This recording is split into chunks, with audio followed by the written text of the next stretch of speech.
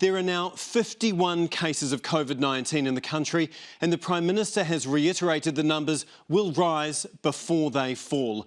18 of today's new cases are in Auckland and 3 in Wellington, and more locations of interest have been published as a result.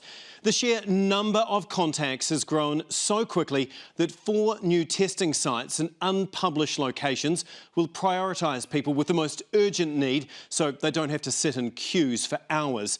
And since this lockdown began, police have charged 17 people with failing to obey the COVID rules. Kithiki Masalamni begins our reporting from Auckland. An anti-lockdown protester now forced into isolation behind bars.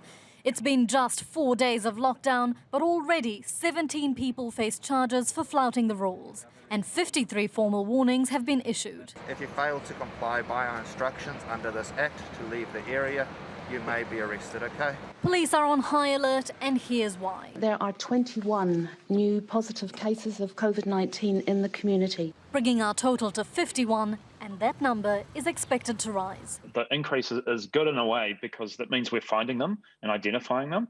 It would be a little bit unnerving right now if case numbers were dropping. COVID modeller Sean Hendy says we will soon see the peak of this outbreak and the positive effects of this level 4 lockdown coming into play. Around about the early to middle next week that we'll expect to start to see those numbers come down. The list of locations of interest continue to grow.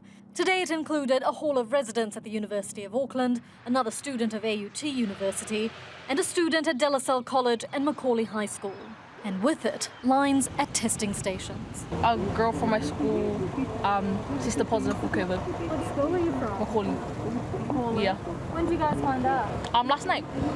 But it took more than 12 hours for the schools to be added to the Ministry of Health's list. We do work to get these up on a public website, but as you've already acknowledged, staff and students, the most important group we want to contact, are already being contacted and prioritised. People are queuing for hours at testing stations. We're still waiting. This is the 4th time I've done this. Including yesterday, about 10 hours. With more than thousands of close contacts, public health units have now set up 4 targeted testing stations. These are sites that we're using for known contacts to ensure we prioritise their testing. The sources of 30 of the 51 cases are still under investigation, and wastewater testing has found COVID in Warkworth. People north of Auckland should be taking note of that and monitoring their symptoms. And with record numbers of vaccinations and testing, the Prime Minister was grateful for the country's response. Thank you to everyone for sticking to the plan that we know works. So it's been a while, but she's been a trooper. For troopers like this one, for doing the right thing. Kithiki, some of the vaccination centres have been closed this week. What's happening to get the rollout underway again?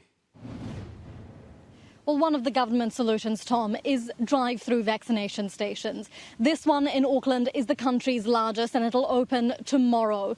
We're expecting around 1,000 people today. The first to be prioritised are those who've missed out on vaccinations. Next will be our essential workers, supermarket workers, public transport drivers, and they'll arrive here tomorrow. They'll drive through here. They'll get their temperatures checked. If they're symptomatic at all, they get turned around. Otherwise, they continue through, get their vaccinations, and they'll remain in their cars for about 20 minutes for observation. If they're feeling unwell, they'll simply honk or flash their hazard lights to alert staff here. And while we're expecting 1,000 people tomorrow, that's expected to rise to around 2,000 people as the rollout continues. And the message here is, if you are coming, it's invitation only, and to arrive with your whānau, so 2 to 4 people in a car, and we'll see how this vaccination rollout increases.